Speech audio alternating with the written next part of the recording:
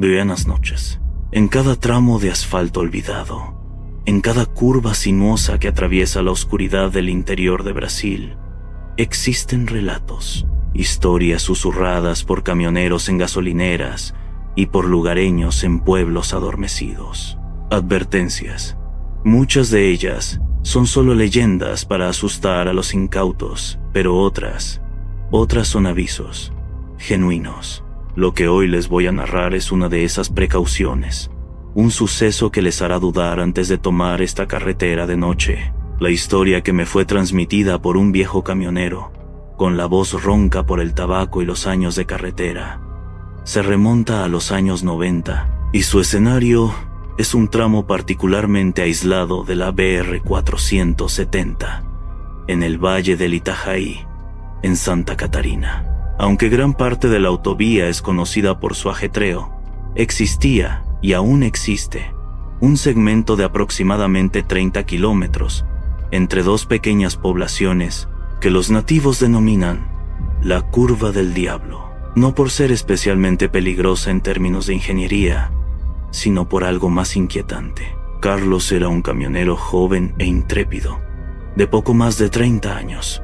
Criado en el oficio de la ruta, era escéptico a cualquier leyenda. Para él, las historias de fantasmas y apariciones eran invenciones para mantener a los novatos en su lugar o para justificar accidentes causados por la imprudencia. Ya había recorrido Brasil de punta a punta y nunca había visto nada que no pudiera ser explicado por la física o la falta de sueño. Aquella noche de martes, transportaba una carga urgente hacia el litoral.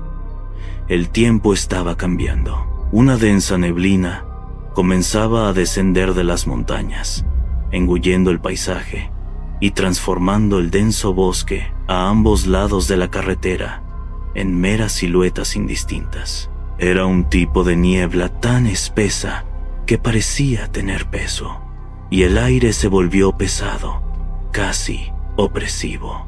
La luna, aunque llena, estaba oculta tras un velo grisáceo, haciendo la noche aún más oscura de lo normal. Carlos se hallaba en el sector de la BR 470, que se aproximaba a la Curva del Diablo.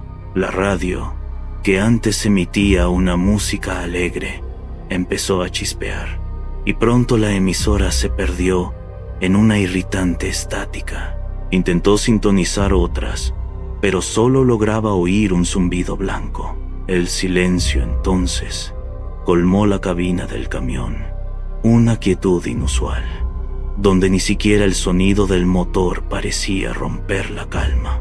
Los insectos nocturnos, los búhos, las cigarras, todos habían enmudecido. Sintió un escalofrío en la nuca.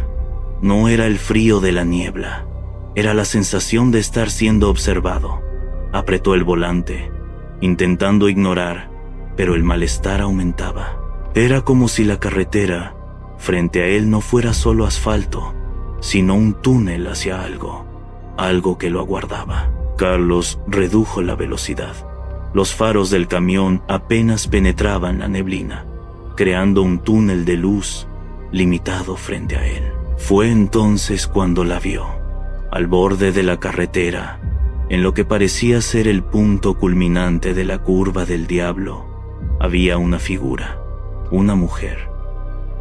Estaba de pie, de espaldas a él, vistiendo lo que parecía ser un vestido de novia blanco, manchado de barro en el dobladillo. El vestido, a pesar de la neblina, parecía resplandecer con un blanco fantasmal. La mente lógica de Carlos gritó: «Accidente, necesita ayuda», pero algo en su instinto lo paralizó.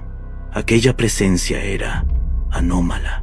La mujer no se movía, ni saludaba, simplemente permanecía allí, inmóvil, en medio de la bruma. Al pasar junto a ella, a una velocidad reducida, Carlos miró por el retrovisor. La mujer lo estaba observando. Sus ojos no tenían color. Eran vacíos y oscuros, pero su mirada parecía perforar la niebla y la oscuridad. Y entonces comenzó a seguirlo, no corriendo, no flotando, Simplemente aparecía. Un instante estaba a unos 50 metros. Al siguiente, a 30. Luego, a 10. Carlos pisó el acelerador. El camión rugió, intentando ganar velocidad, pero la neblina se lo impedía. Podía sentir el frío en la cabina, a pesar del calentador encendido. La figura en el retrovisor estaba cada vez más próxima, sus ojos vacíos fijos en él. El pánico empezó a apoderarse de él. Intentó encender la radio de nuevo, pero la estática era aún más fuerte, y una voz distorsionada, casi un susurro, parecía salir del altavoz. No deberías haber venido. No deberías haber venido.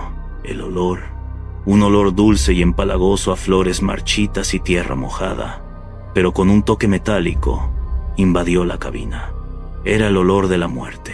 Carlos gritaba, intentando librarse de aquel pavor. Apretó los ojos por un segundo y al abrirlos, la figura estaba aún más cerca, casi pegada a la parte trasera del camión. Pudo distinguir detalles: el cabello largo y enmarañado, la piel pálida y translúcida, y el barro en el vestido que parecía sangrar de la tela. Y, en el breve destello de un faro que venía en sentido contrario, juró haber visto algo más. No los pies, sino el dobladillo del vestido, húmedo y desgarrado, sin moverse con el viento, como si allí no hubiera viento.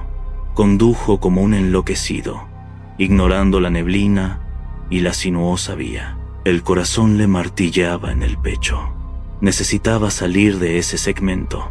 Necesitaba librarse de ella. De pronto, tan bruscamente como había aparecido, la niebla comenzó a disiparse. La luz de la luna llena, antes oculta, bañó la carretera, revelando el denso bosque y las curvas de la autovía.